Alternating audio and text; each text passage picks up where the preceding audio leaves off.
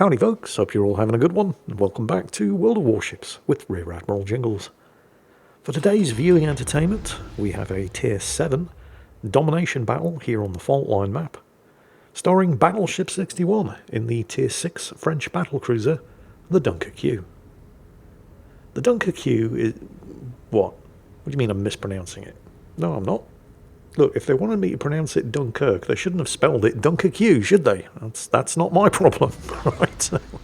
What do you mean it's their language? Don't come round here with facts and details. We don't like your type around here. So, Battleship 61 in the Dunkerque, French Tier 6 battleship, Tier 7 battle. The Dunkerque is not a bad ship. Sort of. I don't know anybody who would go so far as to say it's a good ship. I mean, there are certainly good things about it, but the good are kind of let down by the bad. So let's talk about the good first. It's pretty fast. I mean, this thing was a battlecruiser designed to counter German heavy cruisers. And as such, it has a decent, if not amazing, turn of speed on it. I mean, it's absolutely not slow, but it's not fast either. It has a base top speed of 29.5 knots, so not even 30 knots. There are plenty of cruisers, remember, battle cruisers are designed to catch and kill cruisers, and there are plenty of cruisers in this matchmaking tier that will leave it standing. So let's say you've caught your cruiser, now you have to sink it. To do that, the Dunkerque is armed with 8 330mm guns. When you consider that heavy cruisers are typically armed with 8-inch or 203mm guns, then, yep, the Dunkerque definitely outguns the kind of things that it was designed to catch and sink. And since battleships at this tier are typically armed with 14-inch or 356mm guns, the Dunkerque gets a faster reload to compensate with its 330mm guns. They only take 26 seconds to reload. The issue with these guns is the accuracy. It's not great. The dispersion can be extremely wonky. Often you'll see shells from the same turret landing 200 or 300 meters apart. And this was an actual thing with this design of French 4-gun barreled turrets. If you fired all the guns at the same time, the shells were so close together that the shock waves generated by the shells travelling through the air would actually interfere with the trajectory of the shells next to them and force them apart. Which is why, with this design of turrets, the French never actually fired them all 4 at the same time. They would stagger the shots. Of course, you don't get to do that in World of Warships, so you have to put up with wonky accuracy. Another downside of having this design of turret in World of Warships that they didn't actually have in reality was if you lose one turret, then you've lost half of your firepower. But in reality, these turrets were split into 2 by an armoured bulkhead, so if a turret took a hit... oof, speaking of hits, that was a good one. But yes, if a turret took a hit and got penetrated, the idea was that you wouldn't actually lose all 4 of the guns, you'd just lose the 2 in the half of the armoured compartment that had suffered the penetration. But of course that doesn't happen in World of Warships either. So the ship has reasonable speed, although it's definitely not fast, and on paper at least it has the firepower to do the job that it was designed to do. Shots on the Albert, yeah, that was nice. He's spreading the love around here amongst the enemy cruisers, isn't he? Of course, the other advantage of having all of your guns up front like this, with all of the secondaries at the sides and rear, in World of Warships at least, is that you can do what they call bow tanking. Keep your nose pointed towards any enemy battleships that might be tempted to send some extremely large caliber armour piercing in your direction. And by doing that, you can keep all 8 of your guns pointing towards the threat. Something that the enemy Dunkerque up there is absolutely not doing. In other battleships, with a turret or more than 1 turret at the rear, the temptation to swing your arse out in order to get all of the guns firing can lead to severe embarrassment when you get your broadside paddled. That doesn't happen with the Dunkerque. So, in theory at least, the Dunkerque has some pretty formidable defences, providing it is able to angle against incoming fire. In practice, however, that's kind of let down by the thickness of the bow armour. It's only 26mm thick. This is very bad news, because it means that any destroyer or light cruiser armed with 5-inch guns that have the IFHE skill can punch through your bow armour with high explosive shells, and any heavy cruiser or battleship doesn't need the IFHE skill to smash through your bow armour with high explosive shells. And any battleship with 15-inch or 380mm or higher armour piercing shells can citadel you from the front. What the hell is that Scharnhorst doing? Oh, okay, we'll take it.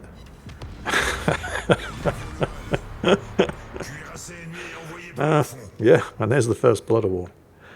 Not bad. I mean, the Scharnhorst handed that to him on a silver plate, so yeah, fair enough. But we'll take it.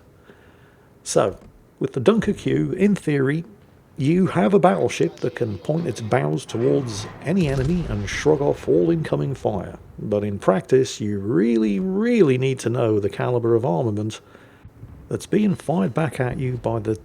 Oh, seriously? 750 hit points? Are you kidding me? And he's healing back up.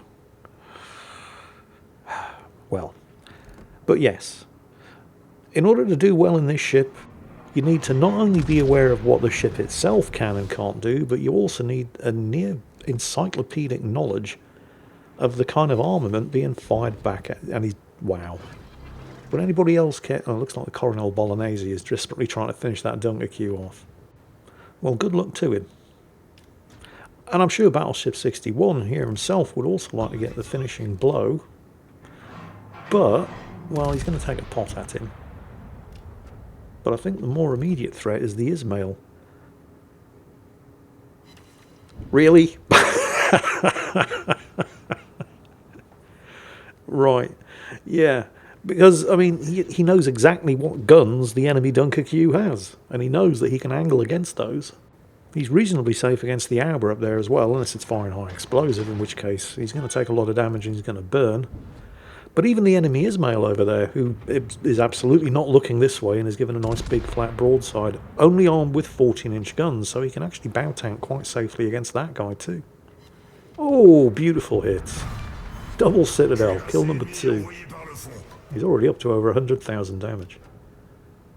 Well, the threat of the Ismail on the flank is no more. The Coronel Bolognese has finally finished off the other Dunkerque, which means the Auber is in deep shit. Any call sign, any call sign. This is Bravo 20, Bravo 20. We are a surface call sign, and we are in the shit. Now, clearly they don't want to just leave the Auber up there on the flank. But at the same time, they can't really waste too much time finishing him off. The thing is, if the Auber would just stop shooting, he could have quite easily disengaged here. He is outside of detection range, and the only reason they can still see him is because he keeps firing back. Also, you do need to be very... yeah, there it is, torpedo warning. You need to be very careful when you're chasing Japanese cruisers that are kiting away from you, because they all... well, they almost all have a very nasty sting in the tail. Torpedoes, usually with a 10-kilometre range. The thing is, the Auber's almost doing the right thing. Get up to the map. There he goes. He did it again. He'd managed to go undetected, but he just couldn't resist shooting. And this is going to seal his fate. Because what he should be doing, and he almost had it, was to get as close to the map border as possible, stop shooting, and then just steam east as fast as possible. And the Auber's faster than the Dunkerque. You know, this is 100% something that he could easily have done, but he just kept choosing violence. Oh well. Never mind. Now, despite appearances to the contrary, as Battleship 61 and his compatriots have basically been crushing their enemies, driving them before them, and hearing the lamentation of their women, this is actually a fairly close match. They're now, with the kill on the Auber, only one kill ahead. And both teams have one cap circle, with cap circle Bravo in the middle of the map still up for grabs. So there is still plenty to fight for. This is by no means an episode of a Game of Throws. Oh, he's caught the Seraph, the enemy carrier. Got the armor piercing loaded. Tends to be my experience that when you fire large caliber armor piercing at an aircraft carrier, for some reason you get nothing but ricochets, but I guess Battleship 61 must have rolled a 6-6, because he got 0 ricochets there, and in fact even scored a Citadel. The Seraph has realised, oh yeah, I'm getting shot at. Let's get the hell out of here. He's going to reload soon. Maybe he can finish the job. Shots out.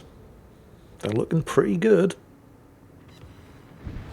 I'm not sure you're actually allowed to Citadel aircraft carriers that much in this game. I'm pretty sure if the carrier player would have filed a complaint, Battleship 61 would end up getting suspended for unsportsmanlike behaviour. Right, but anyway, carrier down, that's kill number 3. Not bad. Still plenty to play for. They now have a 2-kill advantage, and they are flipping the central cap.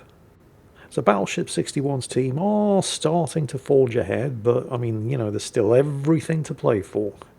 And then another enemy Dunkerque sails into, well, yeah. Well, his guns are all pointing the other way. Unfortunately, 330mm guns can't overmatch the 26mm bow plating, at least not when they're firing armour piercing. So, some superstructure shots were the best that he could do. The team have, however, now just lost yet another Tier 7. Honestly, the Tier 7 battleships in this battle haven't exactly been covering themselves in glory, particularly the Scharnhorsts for some strange reason. But don't worry, it's not just the Scharnhorsts. Alright, he's managed to knock out one of the enemy Dunkerque's 2 turrets, but it's not a permanent disablement. He is going to be able to repair it. So he is at something of a stalemate here, because, I mean, he has the health advantage, but he can only really damage the superstructure. And, whoa, what's going on with that dispersion? Oh, crap. Okay, that's bad news. That's a Leningrad. Now, he's on low health, and he's spotted, so it's bad news for the Leningrad too.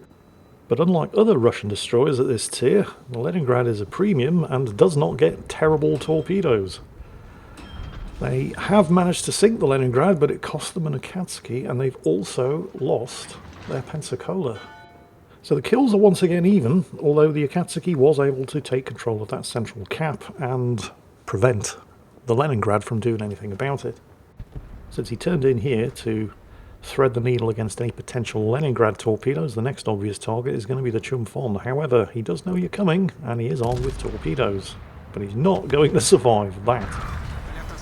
Conscious of the fact that there are almost certainly torpedoes coming, and of course the Dunkerque gets very little in the way of utility. It gets no radar, it gets no hydro, but obvious torpedoes are kind of obvious, so he's dodged them. Now there's a Minsk, and unlike the Leningrad, it's not a premium, so its torpedoes are terrible. At the same time, you really don't want to be giving him a chance to actually get to within his suicide torpedo range, so instead Battleship 61 just lets his secondaries do the talking for him. Although he is suffering a double fire here, and he's going chasing after the enemy Dunkerque. Now, where did he go? This has the benefit of getting that. There he is. This will, of course, get the island between himself, the Minsk, and I think the enemy King George V is shooting at him as well. And the King George V has some particularly nasty high explosive shells. So now he's playing chasey chasey, catchy catchy, killy killy, with the enemy Dunkerque here around the island while he waits for that fire to burn out. There's a couple of problems with this situation, however. Although the situation would be helped if the friendly Sinop over there, who's basically on full health, would put himself into a useful position where he was actually capable of shooting at something. But, well, I did say that the Tier 7 battleships in this particular game are not exactly going to be covering themselves in glory, and the Sinop is no exception. He's pretty much not going to be much use to the team alive. The other downsides here are that continuing to chase the enemy Dunkerque around this island is going to put him in harm's way, not just from the Minsk, but also from the King George V. And there's no guarantee that he's going to catch the Dunkerque in the first place, because they're both exactly the same ship, they both have the exact same speed and manoeuvrability, and the enemy Dunkerque knows it too. He also knows that since all of his guns are in the front, just as Battleship 61's are, because they're the same ship, the last thing he needs is for Battleship 61 to actually catch him from the rear. Misses, because that would put him at a distinct disadvantage. And then a couple of things happen at the same time. The team lose their Coronel Bolognese. The Minsk, for some bizarre reason, decides to leave his smokescreen just as he's about to finish capping, allowing Battleship 61 to get a good solid reset off. Although, to be fair, the smokescreen was expiring anyway. The friendly Sinop, who's finally managed to get himself into a position to shoot at something, fails to finish him off. The King George V lands a fairly punishing salvo, and Battleship 61 is forced to forgo the opportunity to get some good shots into the ass of the enemy Dunkerque as he disappeared around the side of the island, in order to make sure that the Minsk both dies and fails to finish flipping that cap in the centre of the map. And oh, there's the King George V. Firing high explosive. No big surprise, the King George V does get very, very good high explosive shells. Battleship 61 is in a perilous situation here, however, because if the King George V loads armour piercing, he could get the Citadel smacked right out of him. But the chances are fairly good that the King George V isn't going to do that, because it's a King George V. And the enemy Dunkerque picks this exact moment to zig when he really should have chosen to zag. Decided he got sick and tired of chasing around the island, when, in fact, continuing to chase around the island was absolutely the best thing that he could have done. I mean, you can turn to fight your pursuer, but it's a question of timing. And his timing was horrible. Beautiful, big flat broadside, one Dunkerque down. Battleship 61's team are once again 1 kill and 2 cap circles ahead. Oh, did you see that ricochet from the Scharnhorst 43? Looks like it spanged clear off of the top of one of the turrets. Battleship 61 realising the trouble he was in.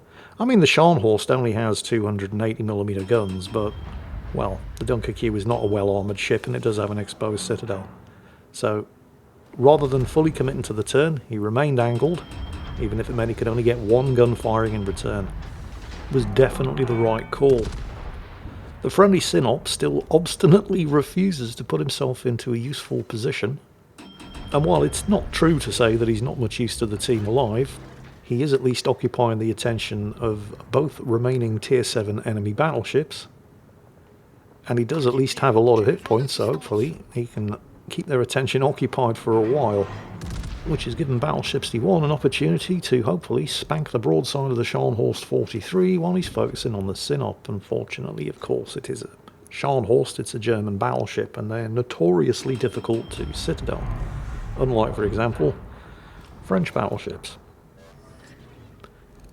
What he can do here, however, I mean, he's already doing it to an extent. He's keeping the island between himself and the King George V, so the King George V has no option other than to shoot at the Synop. But he's now managed to get himself into a position where he's also not being spotted by the Scharnhorst. As long as he keeps inching forward like this, he can keep the island between himself and direct view of the Scharnhorst and simply use the Synop and the carrier's spotting, while also keeping that island between himself and the King George V. And it's proven to be remarkably effective. Wait, holy shit, did you just citadel a German battleship? What the actual hell? There it is in chat. Yeah, that's right, you did just citadel a Scharnhorst. The thing is, the German battleships' turtleback armour scheme doesn't make them immune to being citadel, it just makes them unlock, and he's got him. And that just leaves the King George V. But the German battleship, the typical German battleship armour scheme, doesn't make them immune to being citadel. It just makes them very difficult to citadel the closer you get to them, and I guess the Scharnhorst was just right in the sweet spot. That just leaves the King George V, who is giving a nice big juicy broadside and does not have the benefit of a German battleship's armour scheme. And he's still focusing on the Synop. So like I said, the Synop wasn't completely useless to the team alive, he is at least providing a distraction. King George V trying to get the island between himself and Battleship 61 here, but the 26-second reload, no doubt boosted by the adrenaline rush skill, allows Battleship 61 to land a couple more hits. The King George V can still win this. I mean, the odds are stacked against him, but he's almost finished off the Synop. All he has to do is slow down, finish the Synop off, while keeping the island between himself and Battleship 61, in exactly the same way that Battleship 61 was keeping the island between himself and the King George V, while he was whittling down the health of the Scharnhorst 43. Ooh, a bit of a lag spike there. Yep, there we go, we're back. But of course he's not going to do that. Battleship 61, what are you doing? Stop, that's really annoying. Oh, and he was angled, but then he decided to turn. Oh dear, oh dear, oh dear. Well, you know what they say, never interrupt the enemy when they're making a mistake. He did manage to kill the Synop. And to be fair, he has managed to set a fire, but, well, Battleship 61 has the... really need to stop doing that with the mouse cursor. And Battleship 61 does have the damage control ready to go, just in case of a double fire, but the King George V isn't going to get the opportunity to set a double fire if he gives broadside like that to 8 330mm armour piercing shells. There's another double citadel, another kill, and there's the victory. Although it very nearly ended in disaster, because the King George V did actually manage to set a triple fire. But that only works if you manage to stay alive, and, well, given broadside like that, to this many armour-piercing shells, there's very little chance of that happening. That was 8 kills and 3,000, nearly 3,200 base experience for Battleship 61 in the French Tier 6 battlecruiser, the Dunkerque. I don't know, but I would be not at all surprised to learn that that wasn't some kind of damage and experience record for the Dunkerque, because it's not often you see this ship doing that well, because, and I'm being as generous as possible to the ship in question, but the Dunkerque just really isn't that good. So well done, Battleship 61, for a stonking result in a distinctly mediocre battleship, particularly when you weren't top tier. Congratulations, hope you all enjoyed it, and as always, take care, and I'll catch you next time.